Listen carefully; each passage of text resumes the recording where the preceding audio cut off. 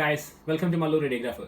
So today we're going to talk about some basic thing such as so most of them will be confused whether to join in private sector or in NHS after the Hcpc registration.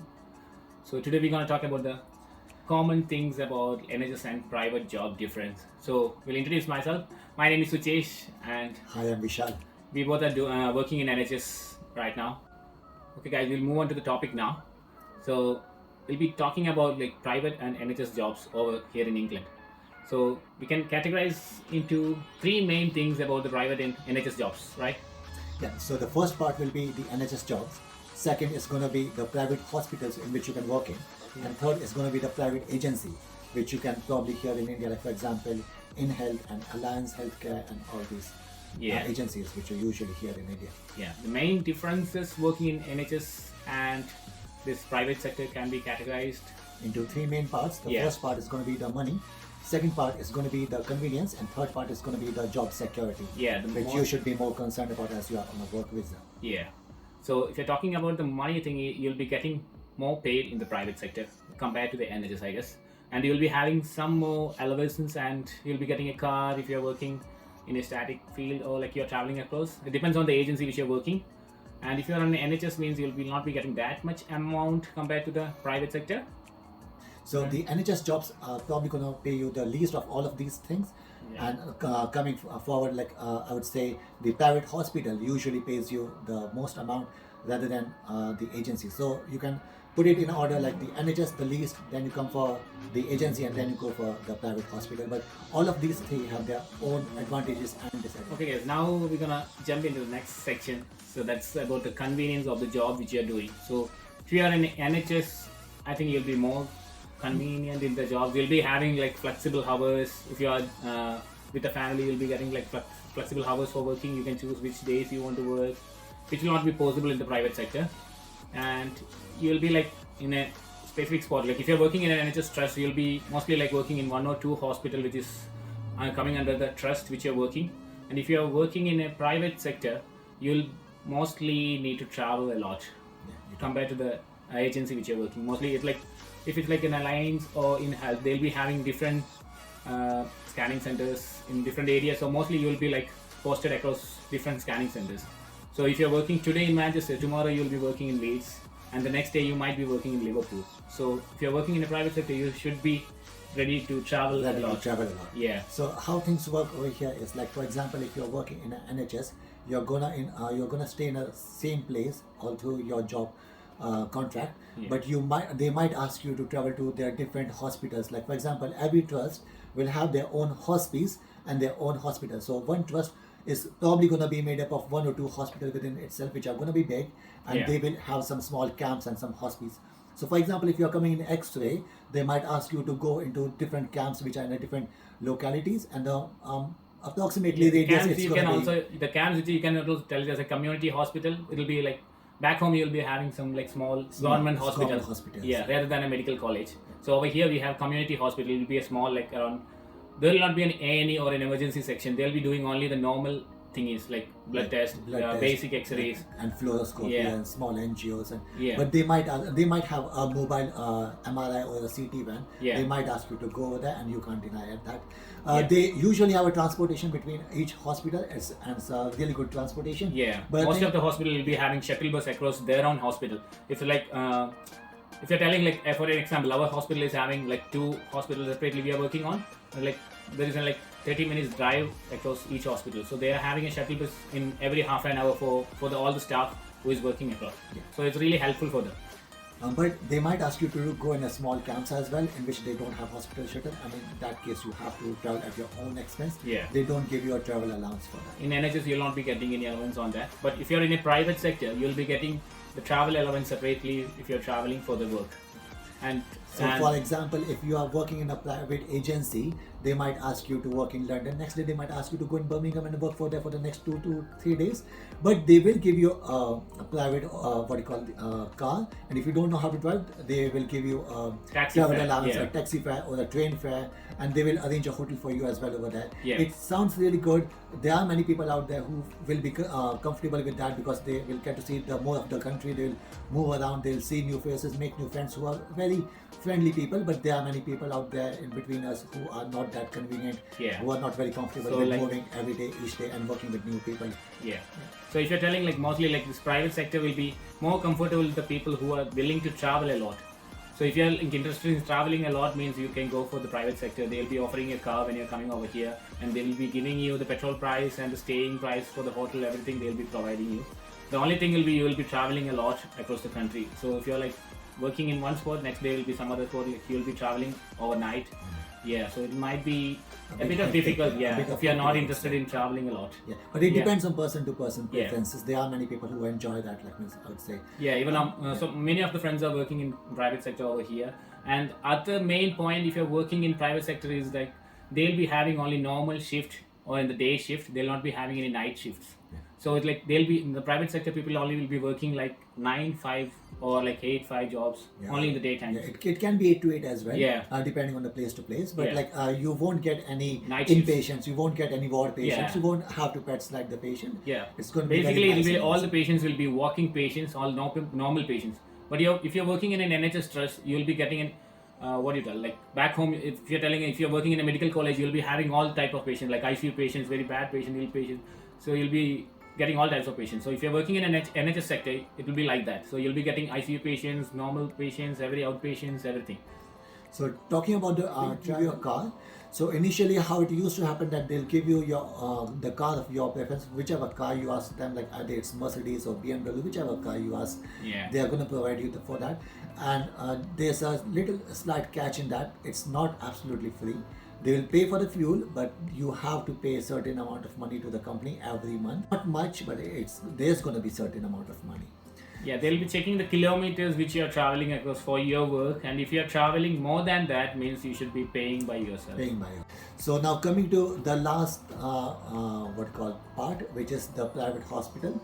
So Yeah. the private hospital is the easiest job to take in, and it's going to be a single one hospital. You go there every day. Yeah. It starts at 9, it finishes at 5. It won't be like it's usually they don't work like 8 to 8. It's No. usually 9 to 8. And there are people in UK who are like pretty rich, and they who can afford that expensive private hospitals, hospital. yeah. Like so. So if you're working in a private hospital, mainly the patients whoever is coming over there will be expecting a bit more professionalism from you.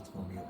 So they are paying more for their service, so they'll be expecting that from you also. Yeah, so there there can't be any delay, there can't be any incidents. Be very, very careful. Yeah. There are going to be less patient compared to the agency and compared to the NHS, but you have to give most out of that hour to that patient. Make sure the patient is comfortable all the time. Make sure the patient is happy all the time. All those stuff. So if you're comparing all these three sections which you're gonna work, the main thing will be job security. That's the last and final point which you're talking about here. So if you're working in NHS, you'll be having more job security compared to other two sections like in private sector or in private hospital. So NHS is like the government job over here, exactly like the government security in India. Like for example, in Indian government job, it's very hard to kick you out from the job, like unless you do a really big thing. Yeah, we'll be having organization, there are councils, there are many things, and Yeah. even the NHS take good care of you. If you're working in the NHS, and for example, if they feel like you are not very well competent enough to do a CT scan or any MRI, X-ray. they will train you for that. They'll send you. They'll make sure that you give your best effort. Yeah. And even after that, if you are not giving that effort, they will definitely kick you out that's in the that main case. point. But whereas in the other hand, when you are working for the private agency, I would say things don't work very well on that case. Yeah. If you are in a private agency, the manager will never see your face. It's always going to be on a phone call. So the manager never knows you. The agency don't know you. It's always been via email. It's always been via virtual platform. They don't know how your nature is. They don't know how you work. They don't know how your experience is. Over here, I have to say, at one point in your life, a day is going to come when you might mess things up. You have to be very honest with yourself, like we are all humans over here, and there is going to be a human error. And when you make that error in an NHS, your manager is going to be judging you on certain things, like for example, what your past has been, how were you before that incident, how did you manage that, how honest you are. For example, Yeah. if you made a mistake and if you come to your manager with honesty and say, look, I have made this mistake, please sort something out, they are They will help definitely you. gonna help you out. Yeah, especially when you're telling, if you're working on NHS will be covering your back. Covering your back. They will So- they'll encourage you to come forward and talk to them, and they'll help you out, and they say, look, it's not a big deal, we'll sort it out, don't worry about it, and after that you are gonna be okay. But in the And private it all agency, depends on the department you're working and the department or the manager you're working with also. yeah. It might not be same for every trust and Every every trust, people yes. of Yeah. here. So you have to work accordingly, but comparatively, I would say NHS is a lot more safer than the agency and the private Yeah, hospital. and in private sector, if you're working means they might kick you out without any notice. If they are like short of anything, they might be like kicking you out. So how it happens is they will put an email on and say, Yeah. look, Mr. X, you have been wonderful. You have thank you for your wonderful services. But the company is going through a very rough time these days, and we are not getting many Patients. contracts at the moment. So Yeah. unfortunately, we have to End your contract at a yeah, we specific have to date. let you go at this time, and we'll get back in touch, and hopefully we'll see you again. Thank you once again for your services. So things might like that might happen to you, and when you're on a work visa, it's very scary. For example, Yeah. if your contract ends, you have to leave the country within the first month. So if you Yeah. don't leave, then they will definitely gonna Deport you. like deport you, and that's a lot more riskier. So I would say the NHS is the best and Yes. safest job to work with. After that, you come with a private hospital. Why I'm saying this is because in a private hospital, your manager sees you every day. He know how your behavior is. He know how your work culture is. Yeah. And for example, if a patient complain, they are going to be days. You have to be honest with yourself. When a patient complain about you and say, look, like means I believe there was a lack of professionalism in the radiographer, and then the complaint goes to a manager, and manager can come to you and say, look, I believe you can't. You are a very good employee. We have seen you, and they'll try to sort things out between the patient and you, and find out what the problem was. Whereas in the case of agency, that's not going to happen, because they have never seen you, they have never met you, they don't have any records of you. No. And they'll say, okay, if this is the case, in that case we have to take action, and they have to let you go in. They'll not be giving you any more shifts compared Shifts. to the agencies. Like agencies, like we'll be opting shift on our free days or whichever days we can work. Yeah. So if you are taking a shift again, they might not be giving you that shift in Yeah. any agencies. Yeah. So it's always better to, in case of job security, it's always better to work with the NHS. Yeah, rather than the private or any agencies. On any agent. First 5 years, unless you have your ILR, Okay. we'll suggest you to stick with the NHS, as it's a lot more safer.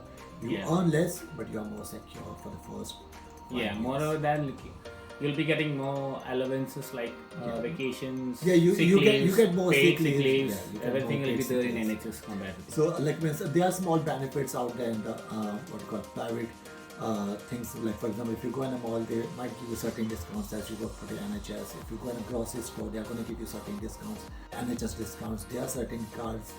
So you usually end up with like 10 to 15% discounts either somewhere or the other. Yeah. It's not that bad, but like it won't be paying you as much. And to be honest, I don't feel like there's much big difference between No. the jobs.